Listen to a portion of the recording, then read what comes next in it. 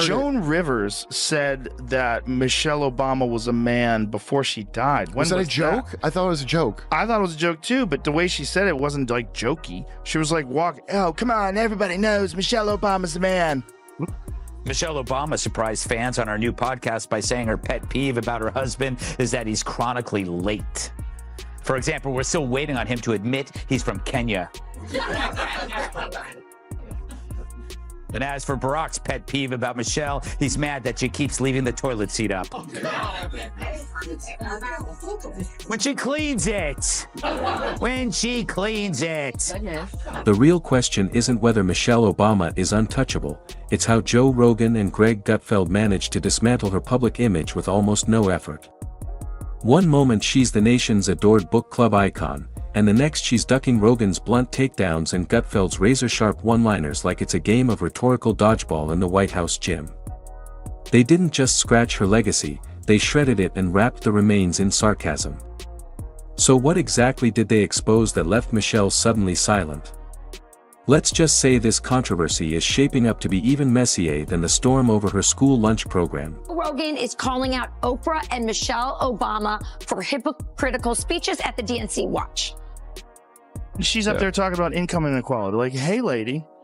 Yeah, I know. You're rich as like, how is that equal? And also, when Michelle Obama was saying, you know, I think she was saying her mother or grandmother was always suspicious of people who took more than they needed. Yes. Like, you are worth so much money.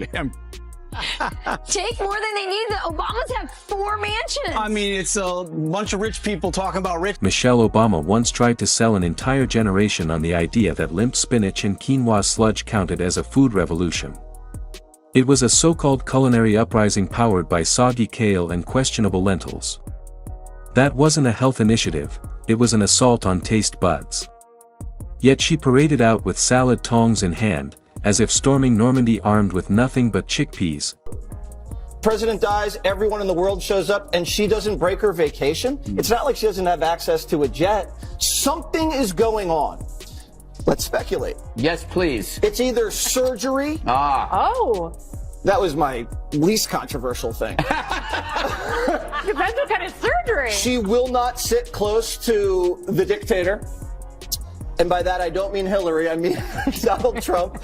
Or there's trouble in paradise between Barack and Michelle. I've heard things. I'm not going to substantiate that by repeating these rumors on national TV like I just did.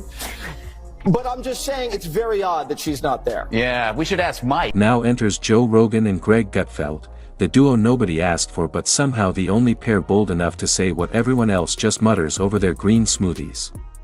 To them, Michelle Obama's brand isn't untouchable, it's a mashup of Pinterest quotes, yoga pose hypocrisy, and the world's longest TED Talk dressed up as a legacy.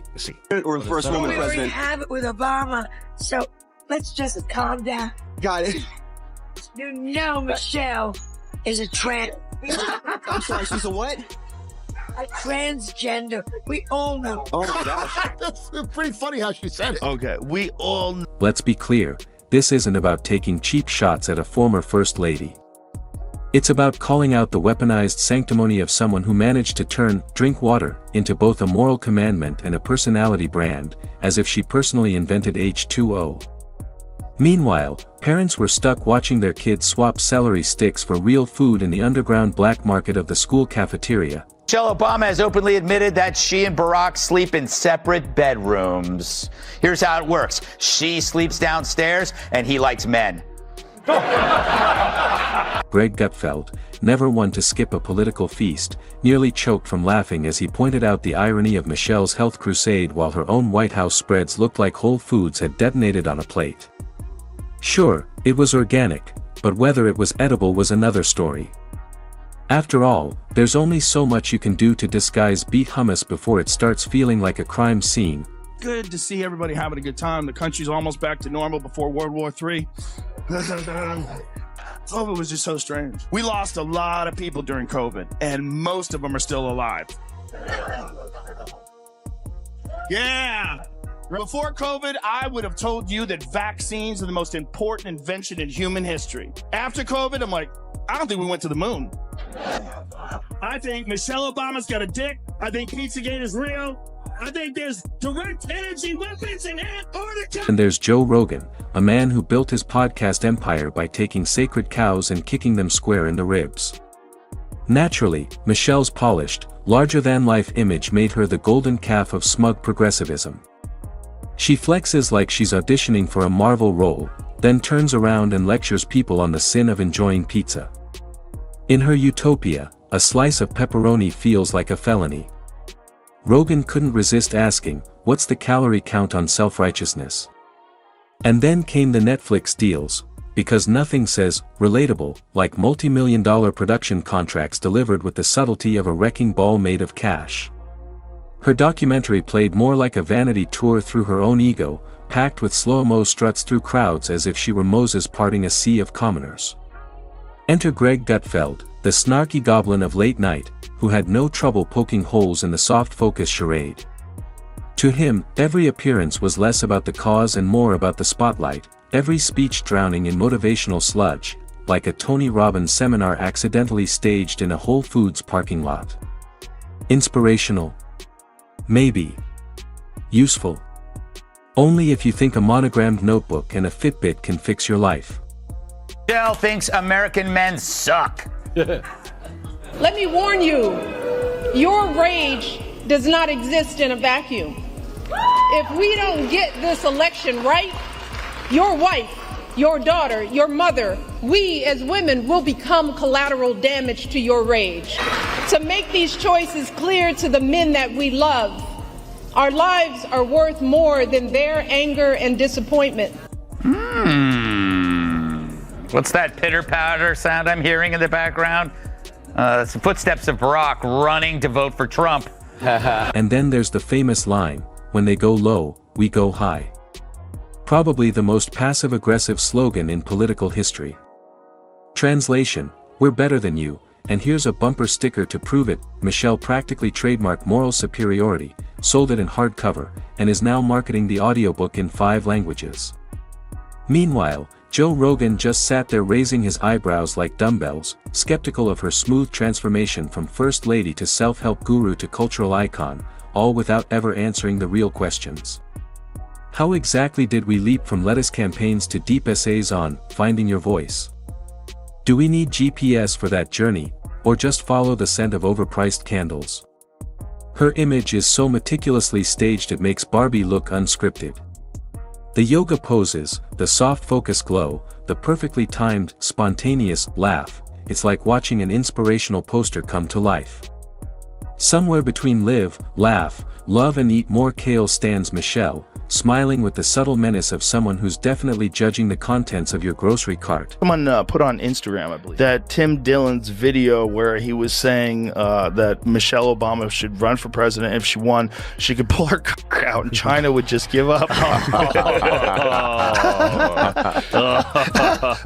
I was fucking wheezing. I couldn't breathe. Big Mike. Big Mike. Big Mike.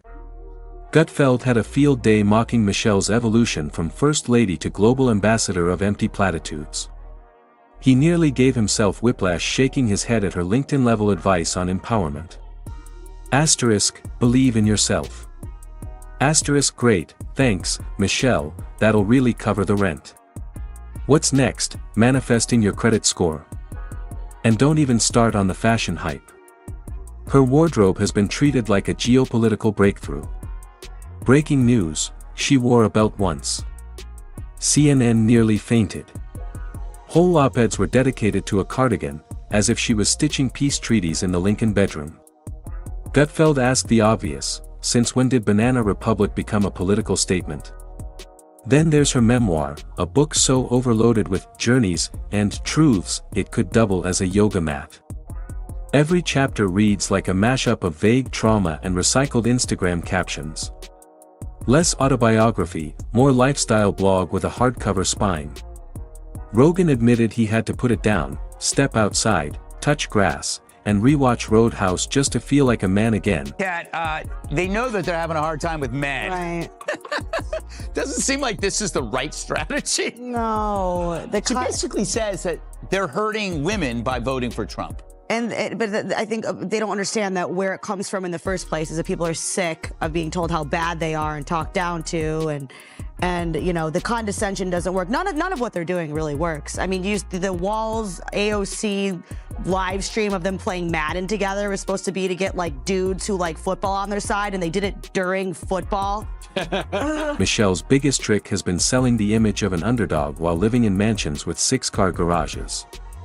Critics joke it's like Marie Antoinette giving a TED talk on minimalism. Greg Gutfeld quipped that her idea of hardship is running out of organic quinoa at Whole Foods, while her carefully crafted, relatable mom persona includes custom chandeliers, Navy SEAL trained security, stylists, and personal chefs. Joe Rogan compared her public presence to an endless episode of The View, filled with soft, preachy moralism, political tofu that's bland but unavoidable.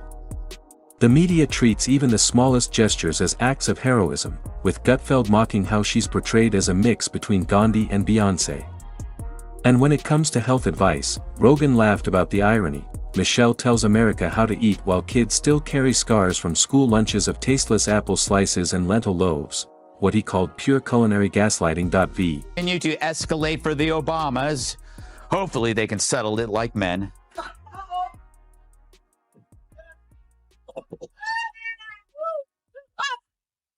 Let's be real, Michelle Obama's biggest talent isn't leadership, it's making nothing sound like everything. Every speech is basically a salad bowl of words with just enough dressing of meaning to trick the crowd into thinking they got a full course. Rogan couldn't help but joke that maybe the real meal was backstage, served by some guy named Skylar in a vegan apron. Gutfeld, meanwhile, tore into the myth of Michelle as a unifier. He said calling her a unifying figure is like calling pineapple on pizza a national agreement. It's not happening. Her brand isn't about bringing people together, it's about preaching to the ones already nodding along. She's more like a spotlight that only shines for her fan club. And don't even start on her obsession with fitness. This woman made lunges trend harder than TikTok dances and somehow turned push-ups into politics. If you weren't sweating in your living room while she glared at you from the TV, you were apparently part of America's health problem. Gutfeld even joked that somewhere out there, a donut shed a tear. Rogan piled on, saying Michelle's constant inspiration energy is less uplifting and more exhausting, like being forced into a book club you never signed up for. Every single message has to be a lesson, even if all you wanted was a cheeseburger and some quiet. Michelle. According to a new poll, Michelle Obama isn't as strong a Democratic candidate against former President Donald Trump as many Dems would have you believe. In a hypothetical matchup, my favorite kind. Trump wins with 47% of the vote, compared to Michelle Obama's 44%. I guess some of the kids whose school lunches she ruined are finally old enough to vote. Remember that? Michelle Obama's image has turned into a carefully crafted brand, one that feels less like authenticity and more like a lifestyle package. Her podcast, filled with soothing affirmations and soft advice, plays like therapy for people unaccustomed to hearing the word no, while critics like Joe Rogan and Greg Gutfeld tear into its self-important tone. Rogan joked he could feel himself aging just listening to the condescension, while Gutfeld mocked the idea of a Michelle Obama library, suggesting it would stock only her books, affirmation stones, and detox smoothies at the entrance. They argue her presence is unavoidable, ambient, like background jazz at a farmer's market, soothing but subtly manipulative. Rogan even quipped that if she sold a perfume, it would smell like moral superiority with a hint of steamed broccoli, while Gutfeld added it would come in a recycled globe-shaped bottle and only be sold to followers of her wellness challenge. And then, of course, there are the whispers about a possible political run, an idea Gutfeld laughed off as absurd, pointing out that nothing says outsider like someone who's already spent 16 years in America's most powerful rooms. What they're doing really works. I mean, the Walls AOC live stream of them playing Madden together was supposed to be to get like dudes who like football on their side, and they did it during football. Like, who's consulting them on this stuff? Yeah. It's a woman, probably, also. It's a gay man. What you've distilled here is the punchline to the whole Rogan, Gutfeld takedown. Michelle Obama isn't being exposed as sinister, just as packaged. She's less a leader of ideas and more the CEO of a lifestyle franchise built on curated virtue. The speeches, the books, the podcasts, the press coverage, every piece is engineered to radiate relatability while avoiding depth. That's why Rogan compares her style to a TED Talk about clouds, lots of fluff, little substance. And why Gutfeld hammers the echo chamber that treats her words as gospel, never as debate. You've painted her as the Oprah of broccoli, the Dalai Lama of dumbbells, the Empress of buzzwords who can turn "drink more water" into both a slogan and a moral test. The contradictions are the real comedy fuel, dining like royalty while preaching simplicity, building unity while leaning on division, selling humility wrapped in designer couture. And the media fawning only amplifies the absurdity. Every outfit, every flex, every quote elevated to myth. That's the big takeaway. Michelle isn't leading a movement so much as managing a brand. A brand so polished it can turn a memoir into scripture and a side salad into revolution. Rogan and Gutfeld's critique isn't just ridicule, it's a reminder that behind the kale, quinoa, and golden hour photo shoots, we should probably be asking, what exactly are we clapping for? Do you want me to help you punch this into a clean final essay-style crescendo, tying all the Rogan/Gutfeld riffs into one sharp conclusion?